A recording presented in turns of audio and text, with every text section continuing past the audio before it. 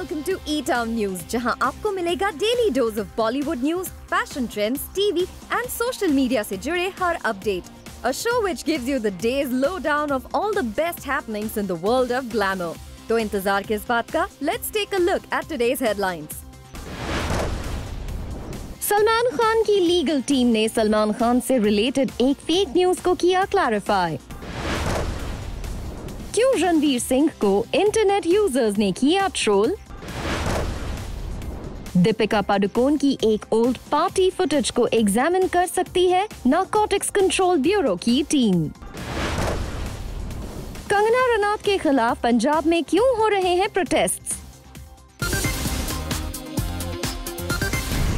सलमान खान का नाम फिर आया सुशांत सिंह राजपूत केस में, लेकिन सलमान खान की लीगल टीम ने तुरंत दिया क्लैरिफिकेशन। सलमान खान की टीम का कहना है कि उनका टैलेंट एजेंसी क्वान से नहीं है कोई भी लेना देना। दरअसल सुशांत सिंह राजपूत केस में एनसीबी ने जब से बैन सब्सटेंस कंजम्पशन एंगल को इन्वेस्टिगेट करना शुरू किया है, तब से क्वान टैलेंट एजेंसी का नाम बार बार आ रहा है। इस एजेंसी के कई एम्प्लॉइज से एनसीबी बैन सब्सटेंस की लेन देन को लेकर पूछताछ कर चुकी है और हाल ही में रिपोर्ट्स आई थी कि सलमान खान भी इस टैलेंट एजेंसी में स्टेक होल्डर हैं। लेकिन अब सलमान खान की लीगल टीम ने एक ऑफिशियल स्टेटमेंट में कहा है, certain sections of the media are falsely reporting that our client Mr. Salman Khan, a leading Indian actor, has a majority stake in the talent management agency Quan Talent Management Agency Private Limited. It is clarified that Mr. Salman Khan has no stake directly or indirectly in Quan or any of its group entities. It is requested that media refrains from publishing false reports about our client. इस statement के बाद साफ हो जाता है कि इन दिनों controversy से घिरी हुई क्वान टैलेंट एजेंसी से सलमान खान का कोई लेना देना नहीं है। आपको बता दें, ट्यूसडे को क्वान टैलेंट मैनेजमेंट एजेंसी के सीईओ ध्रुव चिडगोपेकर से नारकोटिक्स कंट्रोल ब्यूरो ने क्वेश्चनिंग की थी regarding the ban substance angle linked to Sushant Singh Rajput's demise. Reportedly film industry में मौजूद इस कंपनी के बाकी स्टेक होल्डर्स भी हैं under the scanner of NCB. आपको बता दें, इससे पहले सुशांत सिंह राजपूत केस में सलमान खान का नाम तब सामने आया था जब सुशांत सिंह राजपूत के कुछ फैंस ने उनकी डिमाइस के बाद सलमान खान को ट्रोल किया था, as they believe that Sushant Singh Rajput was a victim of practice of nepotism in the showbiz industry. जहां सुशांत सिंह राजपूत जैसे आउटसाइडर्स को साइडलाइन कर दिया जाता है so that star kids can move ahead. इसी वजह से सुशांत सिंह राजपूत के होम टाउन पटना में सलमान खान के खिलाफ प्रोटेस्ट भी हुए थे। इन प्रोटेस्टर्स ने मांग की थी कि बिहार में सलमान खान के साथ साथ आलिया भट्ट और करण जौहर की फिल्में भी रिलीज ना की जाएं। यही नहीं, सलमान खान और कुछ सेलेब्स के खिलाफ बिहार के एक कोर्ट में केस भी फाइल किया गया था। लेकिन इन सब के बाद भी सलमान खान ने एक ही बार ट्वीट करके अपने फैंस से कहा था to be with Sushant Singh Rajput's fans and family members in the current situation. Moving on, बात करें सलमान खान की फिल्म्स और बाकी प्रोजेक्ट्स की, तो सलमान खान बहुत जल्द अपनी फिल्म राधे के 10 दिन की बची शूटिंग को पूरा करने की तैयारी कर रहे हैं। इसके अलावा अक्टूबर फर्स्ट वीक से सलमान खान के रियलिटी शो बिग बॉस की शुरुआत भी हो रही है। रिपोर्टेडली इस साल सलमान खान ने इस पूरे शो के लिए लगभग 450 करोड़ रुपीस चार्ज किए हैं।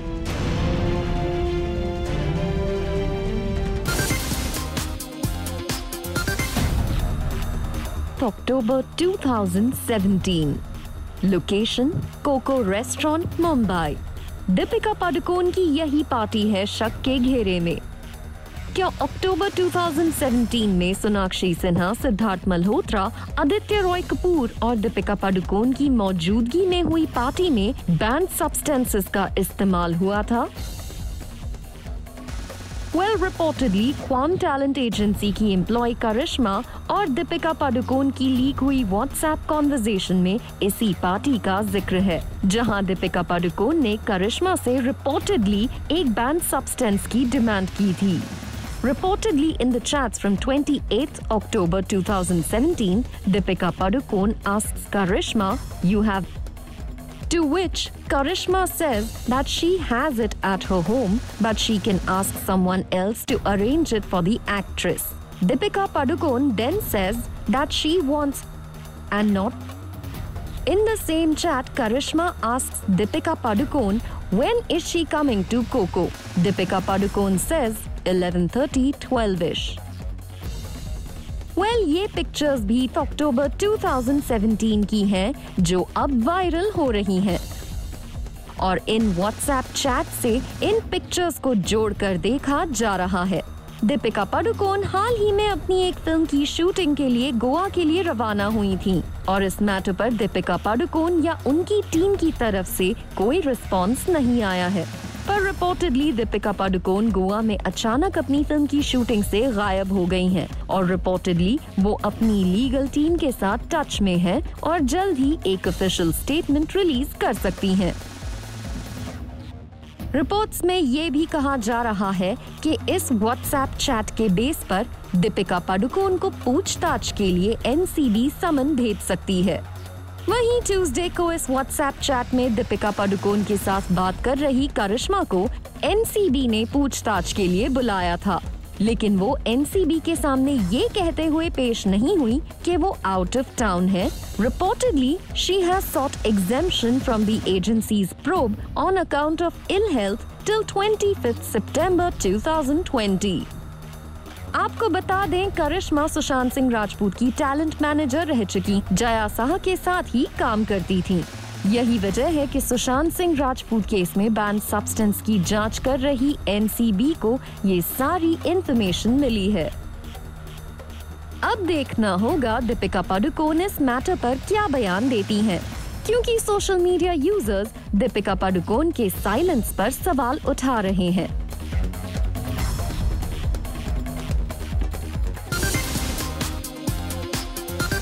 दीपिका पादुकोण का नाम जैसे ही बैंड सब्सटेंस केस में सामने आया, रणवीर सिंह करने लगे इंटरनेट पर ट्रेंड। नेटिजन्स रणवीर सिंह पर करने लगे तरह तरह के ट्वीट्स। क्या दीपू मेरा कचरा करे भले ही रणवीर सिंह ने ये बात मजाक में कही हो, लेकिन इंटरनेट यूजर्स ने रणवीर सिंह की इस बात को ज्यादा सीरियसली ले लिया है और अब वो स्पेक्यूलेट करने लगे कई तरह की बातें। एक यूजर ने लिखा, if Deepu takes your name just Riya did, then we will miss you Ranveer, your energy, anyone could understand the reason behind it, all the best। वहीं एक यूजर ने लिखा, इसलिए रणवीर दीपू के कपड़े पहनकर घूमता होगा, जबकि एक इंटरनेट यूजर ने दीपिका पादुकोण और बॉलीवुड को बॉयकॉट करने जैसे हैशटैग्स यूज किए।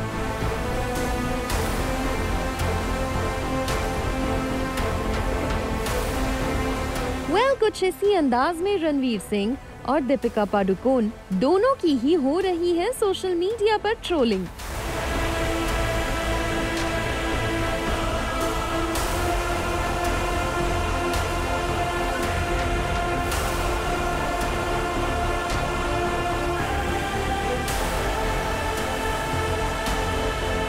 इस सब के बीच दीपिका पादुकोण का रणवीर सिंह के लिए किया गया एक ओल्ड पोस्ट भी वायरल हो रहा है।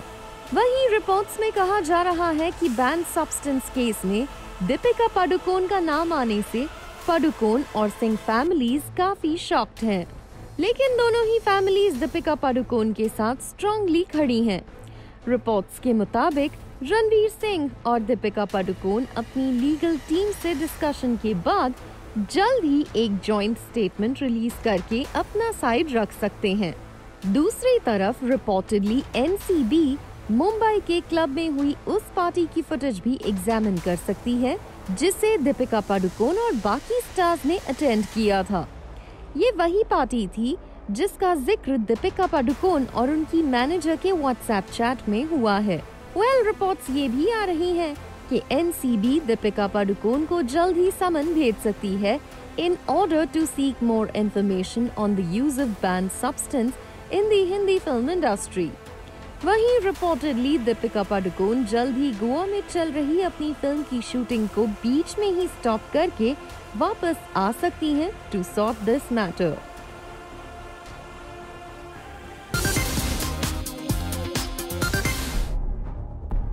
कंगना रनौत के पोस्टर पर पहले पड़े चप्पल और अब कंगना के जलाए जा रहे हैं पुतले, और इस न्यूज को खुद कंगना रनौत ने शेयर किया ऑन ट्विटर। साथ ही कंगना रनौत ने कहा वो फील कर रही हैं flattered and she also thinks it might be a case of mistaken identity. Kangana Ranaut आजकल कई पॉलिटिकल पार्टीज के निशाने पर हैं। कंगना रनौत पर ये भी एलिगेशन लग रहे हैं कि वो एक पर्टिकुलर पॉलिटिकल पार्टी के क्लोज हैं। कंगना रनौत ने अपने ट्वीट में लिखा है, first Congress in Maharashtra threatened me and beat my posters with chappals, and now Congress in Punjab burning my effigies.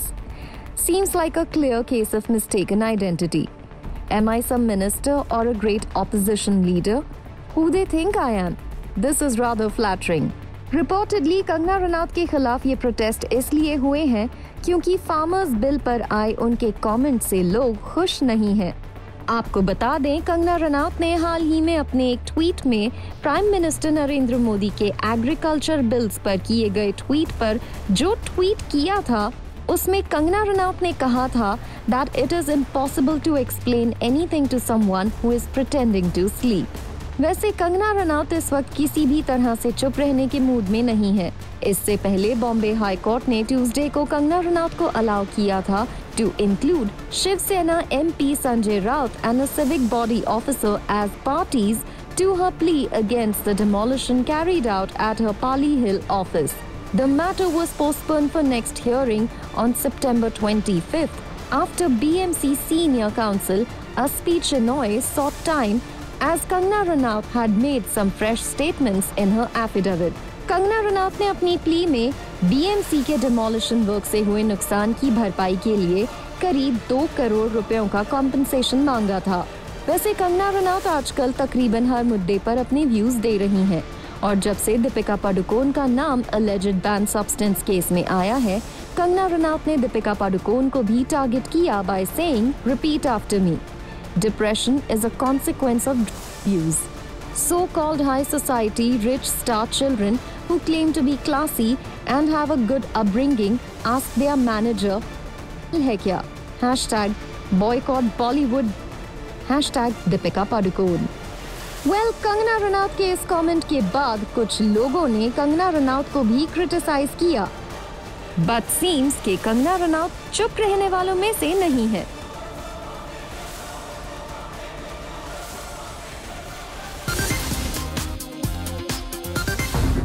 Sushant Singh Rajput case में सामने आए बैन सब्सटेंस एंगल के बाद जहां एनसीबी कई लोगों से पूछताछ कर रही है, वहीं प्रोड्यूसर मधु मंटेना वेडनेसडे को नारकोटिक्स कंट्रोल ब्यूरो ऑफिस पहुंचे फॉर क्वेश्चनिंग।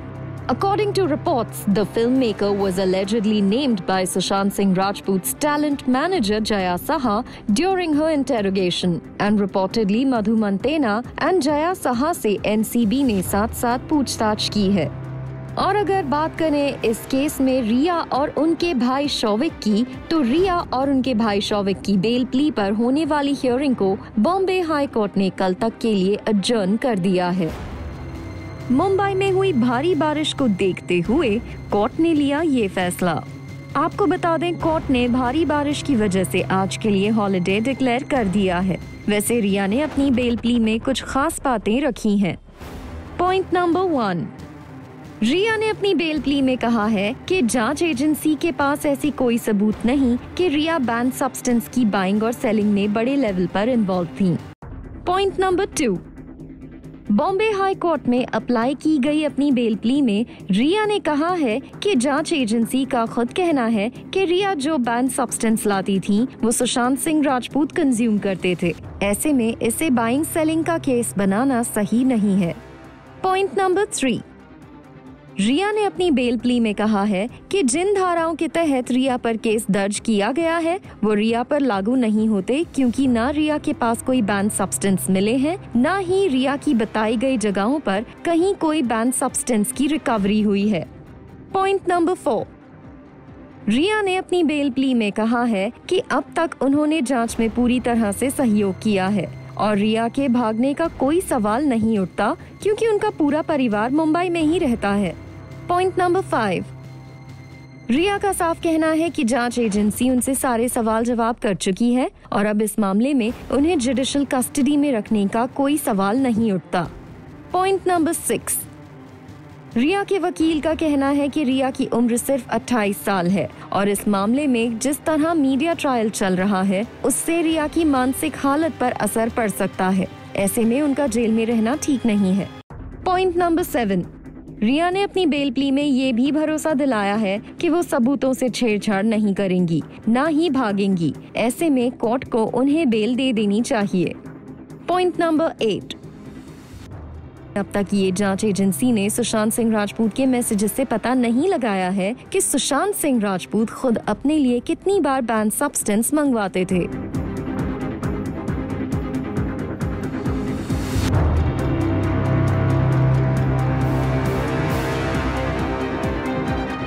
पॉइंट नंबर 9, रिया ने अपनी बेल प्ली में कहा है कि अगर आज सुशांत सिंह राजपूत जिंदा होते तो उनके खिलाफ बैन सब्सटेंस कंजम्पशन का मामला बनता और उन्हें बेल भी मिल जाती, लेकिन रिया के खिलाफ बाइंग और सीकिंग की धाराओं के तहत केस दर्ज किया गया है।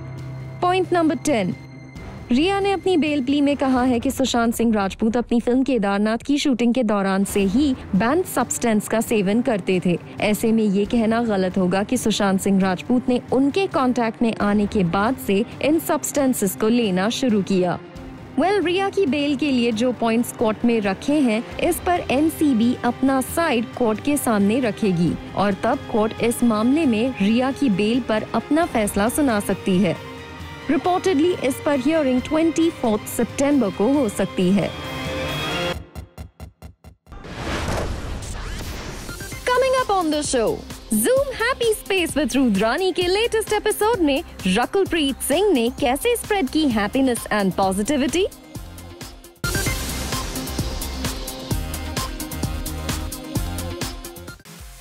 हमारे celebrity chat show Zoom Happy Space with Rudrani में इस बार हमें ज्वाइन किया none other than super bubbly, super fit and super entertaining Rakul Preet Singh ने। रकुलप्रीत सिंह ने इस दौरान कई इंटरेस्टिंग चीजें रिवील की, लेकिन इस दौरान जब हमने उनसे पूछा वो अपनी डेट पर कहाँ जाना चाहेंगी तो रकुल का था कुछ ये जवाब। I'll take a flight, I'll go to Maldives, I'll go to it depends what kind of a guy. Is it like I would love to do a date on a like a hilltop trek up, like chill there in the great view, like do fun stuff together. But it depends on who's the guy, what's the guy, and then I'll decide. After that, I will decide the destination. Destination तो ऐसे मिल जाएगी. Rakul Preet Singh, with so much positivity, universe आपको आपके mister right तक जल्द पहुंचा ही देगी। वैसे रकुल से जब हमने पूछा कि वो इस लॉकडाउन के बीच किस एक्टर के साथ लॉक होना पसंद करती, तो रकुल ने कहा he or she is really entertaining. Ranveer Singh. Be a lot of entertainment. Ranveer Singh can entertain anyone. Rakul ने ये भी रिवील किया कि उन्हें कोकी यानी कार्तिक आर्यन की इंस्टाग्राम फीड लगती है काफी interesting. Classic. Really? Yeah. I think he's doing some fantastic videos on this Koki Puchega and it's really entertaining. Entertaining at the same time, it's informative and it's fun. Yeah. And even his status posts, like the quotes and all, are really fun. साथ ही रकुल ने बताया उन्होंने इस lockdown के बीच सुनी कौन सी सबसे weirdest news। Suddenly they say I've signed something, I've left. Suddenly, oh, I heard this news, I'm selling my house in Hyderabad. I said, what? Somebody called me also. Yeah, I think that was the news. It was during lockdown. It was in articles that Rakul plans to sell her house in Hyderabad. I was like, matlab, kisne bola? Matlab, let it be there. Even if I'm not spending time there as much, my brother lives there and that's not even on my mind. वैसे रकुलप्रीत सिंह को industry में जाना जाता है for her healthy lifestyle और रकुल ने बताया कैसे वो हेल्थी ईटिंग में करती हैं believe. For me, it's not about lockdown or not lockdown or whether I'm on a holiday or I'm traveling across the globe. It's always about what I put in my system, and it's a lifestyle. It's about my likes and dislikes. And I like healthy food. I think it makes me feel great. My energy levels are good. And by healthy, I don't mean salads. You know, people often mistake it for really boring food, but I am somebody who loves to eat. So I need to make hacks on how do I get the normal taste with making sure that I get everything that my palate desires. So and I have a big sweet tooth. You can give me a healthy dessert after breakfast, lunch, and dinner, and I have to, you know, I mean, I want to eat it. So with the cakes, I would mix almond flour and oat flour because I'm not on keto, so only almond flour is very high in fat. So I would mix it, and my sugar sauce was generally date syrup, which I would make at home, or maple syrup, or jaggery, or if I really want to control, erythritol. Because I realized even if I'm putting healthy sauces, the calories still go up, right? I mean, how much jaggery do I need? This much. So my first 3 bakes were actually not even sweet because I just couldn't put the amount of jaggery I had to put. I was like, jaggery bhi hai, but uske andar, matlab, I can't like bathe in jaggery, you know? Well, Zoom Happy Space को रकुल ने अपने usual अंदाज से बना दिया super happy space. And we would like to say we absolutely love her positivity. Well, अगर आप भी बॉलीवुड स्टार्स की इस goofy, fun-loving and off-screen life को करना चाहते हैं explore और experience करना चाहते हैं some positivity and good vibes, then don't forget to watch Zoom Happy Space with Rudrani every Wednesday at 8:30 p.m. and Sunday at 7:30 p.m. only on Zoom.